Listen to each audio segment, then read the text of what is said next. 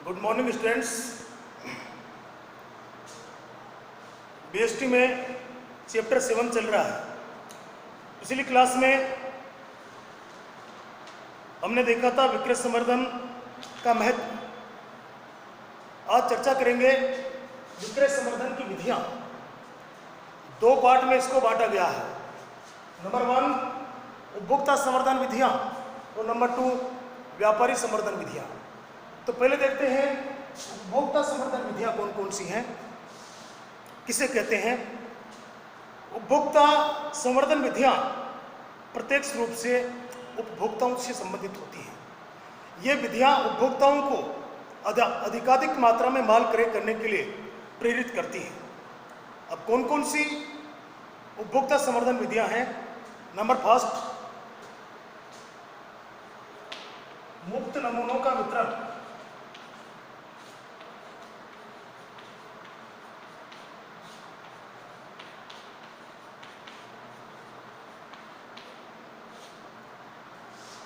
मुफ्त नमूनों का वितरण किसी नए ब्रांड को बाजार में लाते समय संभावित ग्राहकों को वस्तु के मुफ्त नमूनों का वितरण किया जाता है। कई बार आपने देखा होगा गली चौराहों पर मुफ्त में नमूने बांटे जाते हैं। उपयोग में लें, देखें और उसके बाद क्रय करें। जब कभी वॉशिंग पाउडर मार्केट में आया था तो घर घर में जाकर, गली गली में, गांव गांव में जाकर कंपनी ने उसके मुफ्त नमूने बांटे थे। लोगों से कहा था कि आप इससे कपड़े धोकर देखें, अच्छा लगे तो आप इसको परचेज करें। तो लोगों ने कपड़े धोकर देखे। कई दिन तक कंपनी ने मुफ्त नमूनों का वितरण किया। जब अच्छा लगा तो लोग उसको परचेज करने लगे। तो जब भी कोई नया ब्रांड बाजार में लाया जाता है तो ब्रांड को बाजार में स्थापित करने के लिए ग्राहकों को उसके मुफ्त नमूनों का वितरण किया जाता है। नमूनों की सहायता से उपभोक्ता वस्तु के गुण, प्रयोग और उपयोगिता के संबंध में जांच परख कर सकता है। उपभोक्ता उपयोग में लेकर यह देख सकता है कि वस्तु कैसी है और उसके बाद में उसको खरीदने का निर्णय ले सकता है। नमूनों का वितरण घर घर जाकर अथवा कार्यालय में, दुकानों पर, चौराहों पर किया जा सकता है। अब मुफ्त नमूने जो बांटे जाते हैं उनमें किन किन बातों का ध्यान रखा जाना चाहिए। नंबर 1 नमूने वस्तु का सही प्रतिनिधित्व करने वाले होने चाहिए। वस्तु जैसी मार्केट में आप देना चाहते हैं, नमूना ठीक उसी प्रकार का होना चाहिए। अगर नमूने में और मार्केट से जो वस्तु खरीद कर लाएंगे उसमें अगर कोई अंतर होगा तो ग्राहक ऐसी वस्तु को लंबे समय तक परचेज नहीं करेंगे। दूसरा देखिए, नमूने आकर्षक और जांच करने योग्य होने चाहिए। दिखने में भी आकर्षक होने चाहिए और इस प्रकार के होने चाहिए कि ग्राहक उनकी जांच करके देख सके, संतुष्ट हो सके और बाद में क्रय करने का निर्णय ले सके। नंबर 3 देखिए, नमूने पर विक्रय के लिए नहीं अथवा नमूने की प्रति शब्द लिखा होना चाहिए। नमूने पर यह लिखा होना चाहिए कि यह विक्रय के लिए नहीं है, या यह लिखा होना चाहिए सैंपल पीस, नमूने की प्रति, ताकि उसको कोई दुकानदार बाजार में बेचकर अनुचित लाभ ना कमा सके। तो नमूने बांटते समय इन 3 बातों का ध्यान रखना चाहिए। सेकंड देखिए, प्रतियोगिताएं।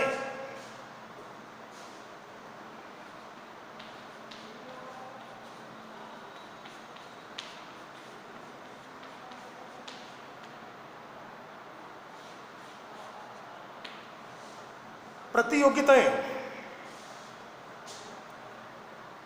निर्माता उपभोक्ताओं को आकर्षित करने, नई वस्तु को बाजार में प्रस्तुत करने और प्रतिस्पर्धियों से आगे निकलने अथवा विक्रय में वृद्धि करने के लिए विभिन्न प्रतियोगिताओं का आयोजन करते हैं।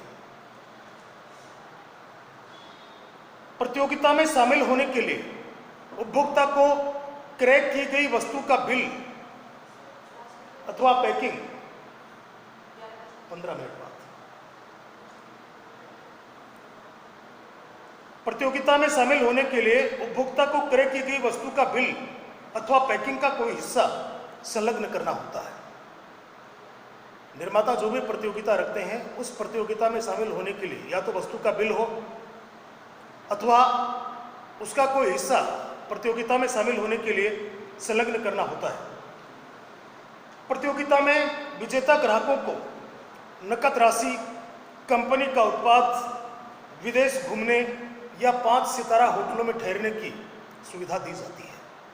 तो इस प्रकार से भी ग्राहकों को अधिक क्रय करने के लिए प्रेरित किया जाता है। नेक्स्ट देखिए, घटे मूल्य पर विक्रय।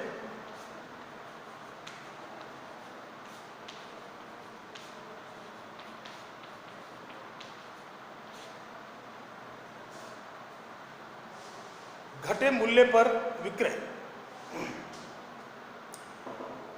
विशेष अवसर, विशेष रूप से त्योहारों के अवसर पर, तो विशेष अवसरों जैसे दीपावली, संस्था का स्थापना दिवस, नव वर्ष, गांधी जयंती आदि अवसरों पर निर्माता द्वारा उत्पाद की सूची में दिए हुए मूल्य से उत्पाद को कम मूल्य पर बेचा जाता है। ऐसा क्यों किया जाता है? अधिकांशतः प्रचलन और फैशन से बाहर हो गई वस्तुओं को बेचने का या पुराने स्टॉक को निकालने का यह सर्वाधिक प्रचलित तरीका है। जब भी कोई स्टॉक पुराना हो जाता है, माल आउट ऑफ फैशन हो जाता है, मांग कम हो जाती है, तो निर्माता त्योहार के अवसर पर कुछ छूट देकर मूल्य में कमी करके उन वस्तुओं को बेचना चाहता है। तो इस प्रकार से भी अधिक ग्राहकों को आकर्षित करने का प्रयास किया जाता है। Next, coupon.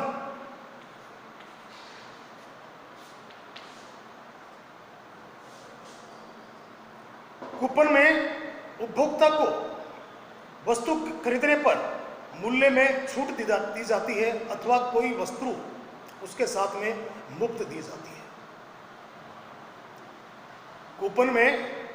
कूपन सिस्टम में या तो कुछ नकद इनाम दिया जाता है या फिर कोई वस्तु जो कूपन में लिखी है वो मुफ्त में दी जाती है। कूपन वस्तु की पैकिंग में रखे जाते हैं। कई बार आपने देखा होगा, अगरबत्ती का पैकेट खरीद कर लाते हैं, उसमें कोई आइटम निकलता है, या चाय खरीद कर लाते हैं, उसके साथ में भी कोई वस्तु फ्री आती है। तो ये कूपन की व्यवस्था है। कूपन अंदर होता है पैकेज में, कूपन में जो चीज़ लिखी होती है, नकद लिखा है या कोई आइटम कोई वस्तु के लिए लिखा हुआ है, वो वस्तु मुफ्त में दी जाती है। तो कूपन में उपभोक्ता को वस्तु क्रय करने पर मूल्य में छूट दी जाती है अथवा कोई वस्तु मुफ्त में दी जाती है। कूपन वस्तु की पैकिंग में रखे जाते हैं या फिर अखबार में प्रकाशित किए जाते हैं। वस्तु खरीदने के पश्चात जब ग्राहक पैकिंग को खोलता है तो उसमें से कूपन निकलता है। जब भी कोई ग्राहक वस्तु खरीदता है, पैकिंग को खोलने पर उस पैकिंग में कूपन निकलता है। कूपन में दी गई राशि की ग्राहक को छूट मिल जाती है अथवा कूपन में अंकित वस्तु ग्राहकों को मुफ्त में दी जाती है। अगरबत्ती, चाय, साबुन आदि के निर्माता इस विधि को अधिक उपयोग में लेते हैं।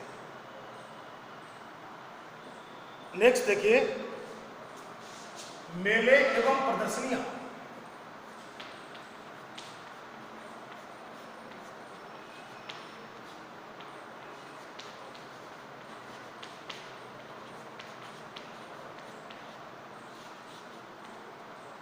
मेले एवं प्रदर्शनियां। मेले और प्रदर्शनियां भी विक्रय संवर्धन का वस्तु की बिक्री में वृद्धि करने का महत्वपूर्ण माध्यम है।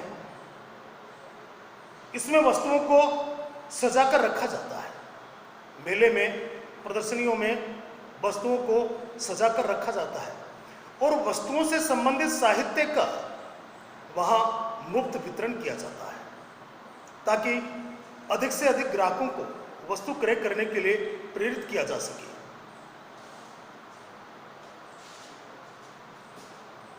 नेक्स्ट देखिए, प्रीमियम।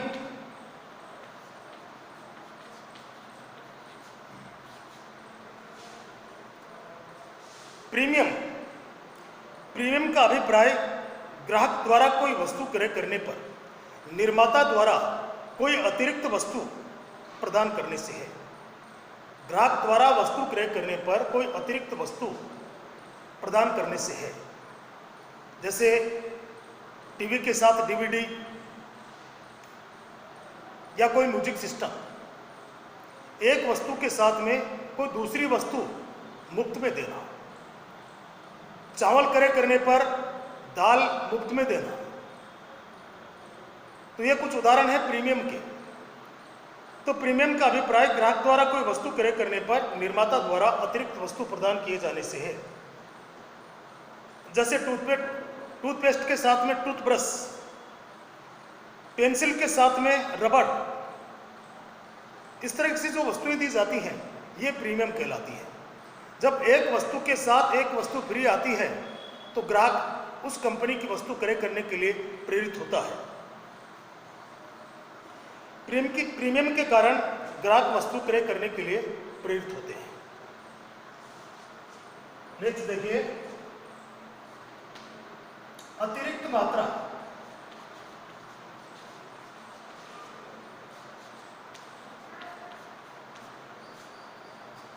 उपहार स्वरूप।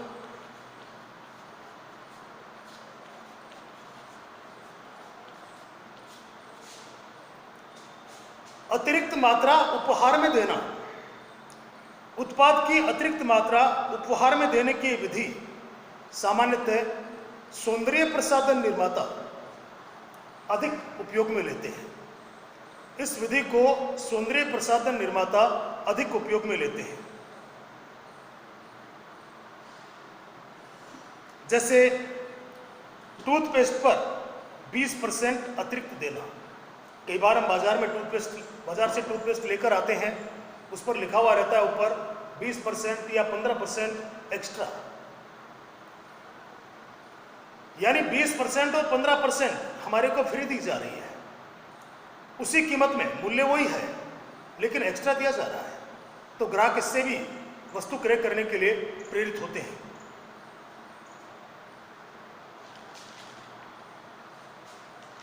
नेक्स्ट देखिए, क्रियात्मक प्रदर्शन।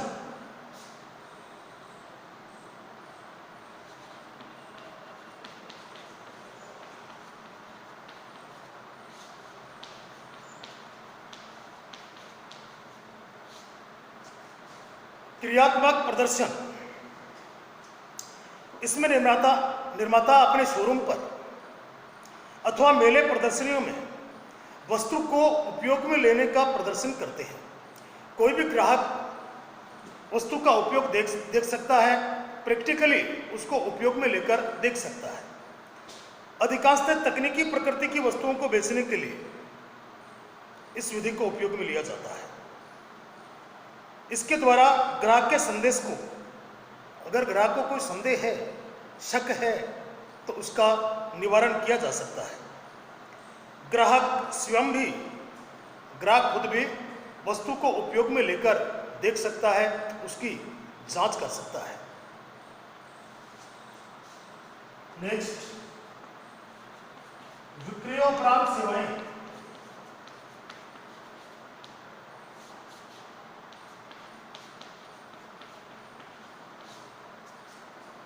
विक्रय के बाद दी जाने वाली सेवाएं, इसमें विक्रेता उपभोक्ता को विक्रय के बाद निश्चित अवधि के लिए संस्था की निश्चित अवधि के लिए सेवा करने की गारंटी देता है। गारंटी वारंटी जो दी जाती है वो इसी के तहत आती है। इससे उस अवधि में ग्राहक वस्तु की देखरेख, मरम्मत आदि के खर्चों से बच जाता है। सामान्यतः ग्राहक उस कंपनी के उत्पाद क्रय करना अधिक पसंद करता है जिस कंपनी के द्वारा विक्रय बाद की ज़्यादा से ज़्यादा सेवाएं प्रदान की जाती हैं। और नेक्स्ट देखिए पैकेजिंग।